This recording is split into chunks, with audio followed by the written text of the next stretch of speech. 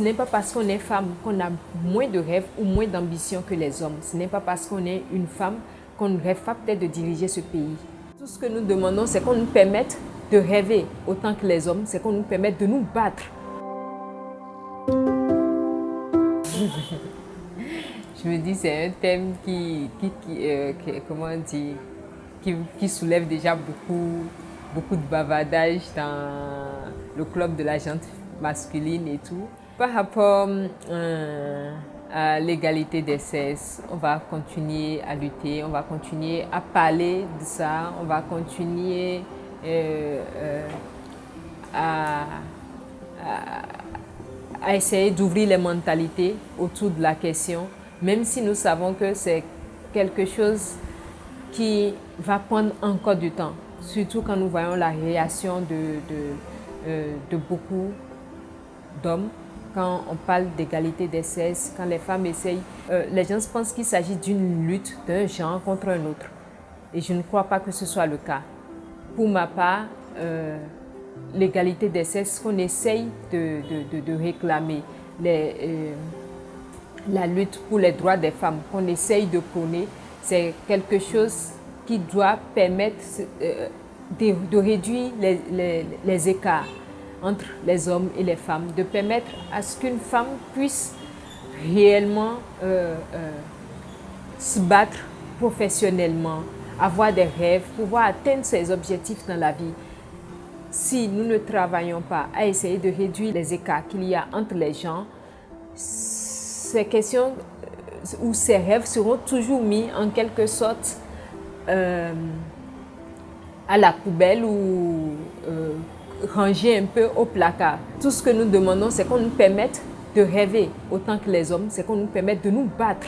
Moi, je vois les femmes béninoises, les femmes africaines, il y en a qui se battent chaque jour et qui ont envie de donner tout ce qu'elles ont dans les tripes pour pouvoir y arriver. Qu'on nous permette à ce que ces femmes battantes puissent réellement arriver à l'étape qu'elles veulent atteindre et qu'on ne nous reclasse pas ou qu'on ne nous fasse pas chuter juste parce qu'on estime que nous sommes femmes et que nous ne sommes pas hommes. Au début, mon époux et moi, on avait opté pour le DU, le dispositif intra-utérin ou stérilé. On a opté pour ça pendant 3 à 4 longues années. Et après, on a décidé de passer à une méthode plus naturelle, la méthode du calendrier. Et on essaye aussi d'associer aussi la méthode de la glaire cervicale. Actuellement, je ne pense pas que ce soit une option.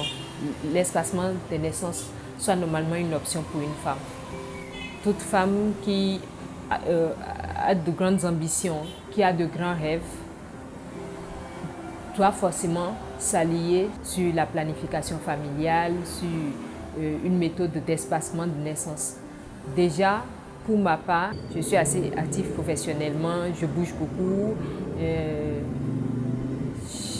j'ai beaucoup d'ambitions, j'ai beaucoup de rêves. Et pour pouvoir les atteindre, il était important et il est important pour moi d'ailleurs, vu que je suis encore jeune, il est assez important pour moi de vraiment veiller à ne pas rapprocher les naissances ou me retrouver avec des grossesses non désirées et surtout pas à des périodes où ma carrière serait vraiment, où cela pourrait vraiment mettre en jeu ma carrière professionnelle. Par rapport à cette question, j'ai déjà beaucoup dit à même des collaboratrices, même des employés à moi, à qui j'ai souvent dit, en tant que femme, vous aurez à donner 2 fois plus qu'un homme pour pouvoir atteindre son niveau. C'est là où nous en sommes actuellement dans la société. En tant que femme, vous devez vous battre 2 fois plus pour pouvoir atteindre le niveau de votre collègue homme. C'est là où nous en sommes dans la société actuellement. Il y a des postes qu'on va vous refuser parce que vous êtes femme. Parce qu'on estime que oui, le moment venu, vous allez penser à vos enfants.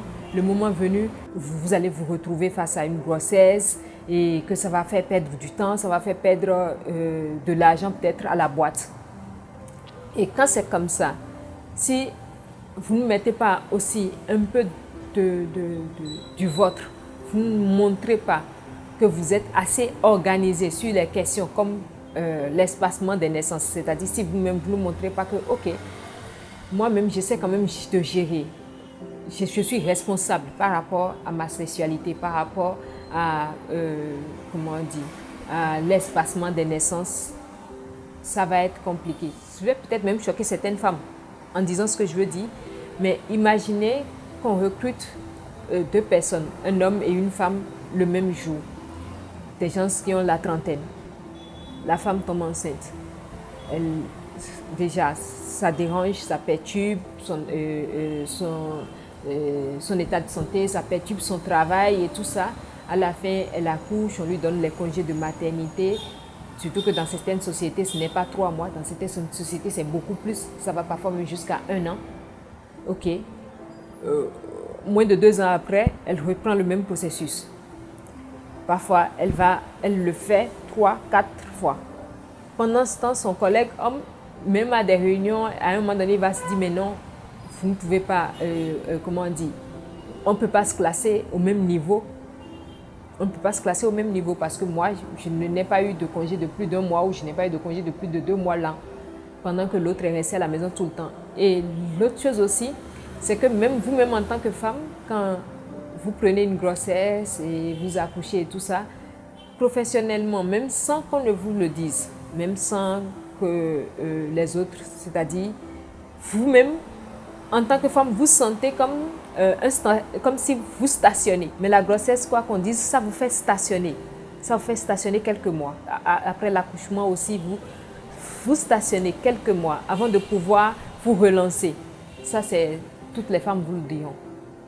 Les femmes honnêtes vous le diront. Ça fait stationner pendant quelques mois avant qu'on ne puisse relancer la machine et qu'on ne puisse se retrouver peut-être au top de sa forme.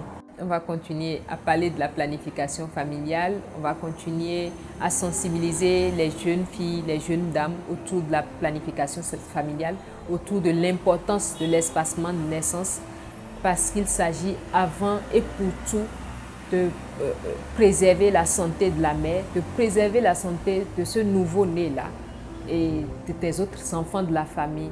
Parce qu'une femme qui ne se porte pas bien elle-même ne peut pas prendre soin des autres enfants de la famille. Donc, ça permet même de préserver la santé, le bien-être et comment on dit, l'harmonie de toute la famille, de tout un foyer.